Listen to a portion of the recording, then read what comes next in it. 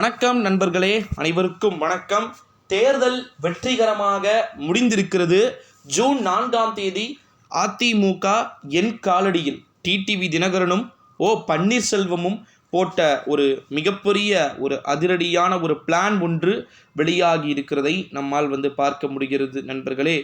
இந்த ஒரு சூழ்நிலையில தான் நம்முடைய தமிழகத்தை பொறுத்த வரைக்கும் குறிப்பாக பார்த்தீங்கன்னா ஜூன் 4ஆம் தேதியை பொறுத்த வரைக்கும் உங்கள் அனைவருக்குமே தெரியும் அப்படின்னு நினைக்கிறேன். நமக்கு டிப்பர் இருக்கிற காலம் வந்தாச்சு வந்தாச்சு நம்ம வெற்றி வெட்டிக்கிறது அப்படின்னு சொல்லிட்டு நம்முடைய பன்னீர்செல்வமும் சரி மற்றவர்களும் சரி துள்ளி குதித்து கொண்டிருக்கக்கூடிய ஒரு வேளையிலே நண்பர்களே, டோட்டலாக அனைவருக்குமே பார்த்திங்கன்னா ஆப்பு அடிக்கக்கூடிய ஒரு விஷயங்கள் என்பது வந்துவிட்டதாக தகவல்கள் என்பது நமக்கு தெரிவிக்கப்படுகிறதை நம்மால் பார்க்க முடிகிறது நண்பர்களே. இந்த ஒரு சூழ்நிலையில தான் கிட்டத்தட்ட எலெக்ஷன் முடிந்து விட்டது.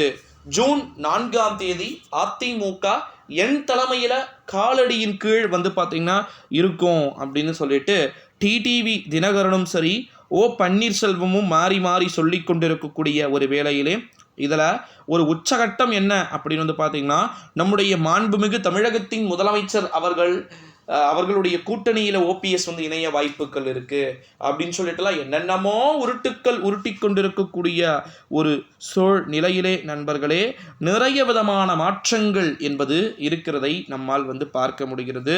குறிப்பாக இந்த ஒரு சூழ்நிலையில தான் தேர்தல் முடிவதன் காரணமாக பன்னீர்செல்வத்தின் தலைமையிலான அதிமுகவும் சரி நிறைய விதமான விஷயங்களும் பார்த்திங்கன்னா நடந்து கொண்டிருக்கக்கூடிய ஒரு சூழ்நிலையிலே நண்பர்களே, என்ன செய்வது என்றே தெரியாமல் அதிமுகவின் எடப்பாடி பழனிசாமி ஒருபுறம் பார்த்திங்கன்னா திணறிக்கொண்டு இருந்தாலும் அதற்கு ஒரே ஒரு விதமான விஷயங்களை சொல்கிறத நம்மளால் பார்க்க முடிகிறது.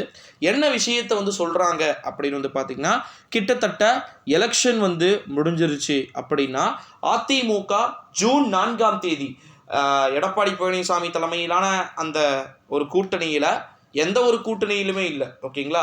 ஸோ அவங்க நினச்சாங்கன்னா ஒரு 5 சீட்டு எடுத்துட்டாங்க. அதிமுகவின் எதிரணியாக இருக்கக்கூடிய பாமக, அதற்கு பிறகு பார்த்திங்கன்னா நம்முடைய பாஜக, ஓபிஎஸ், டிடிவி தினகரன் இவர்களெல்லாம் சேர்ந்தும் ஒரு தொகுதியையும் எடுக்க முடியவில்லை என்றால் இபிஎஸ் டாப் டக்கராக மாறிவிடுவார்.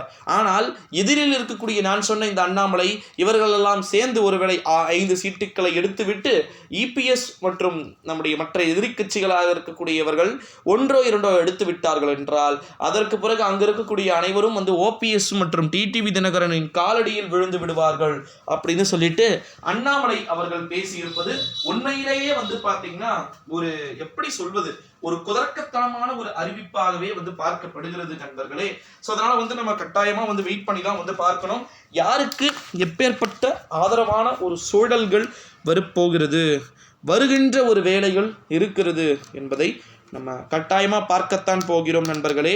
யாருக்கு களம் எப்பொழுது வேண்டுமானாலும் சாதகமாகவும் பாதகமாகவும் மாற வாய்ப்பு உள்ளது. அது எப்படி தீர்மானிக்க போகிறது என்பதே இங்கு இருக்கக்கூடிய பற்பல புதிய புதிய விஷயங்களை உருவாக்கக்கூடிய ஒரு சூழல்களாக இருக்கும் என்பது போல தெரிகிறது.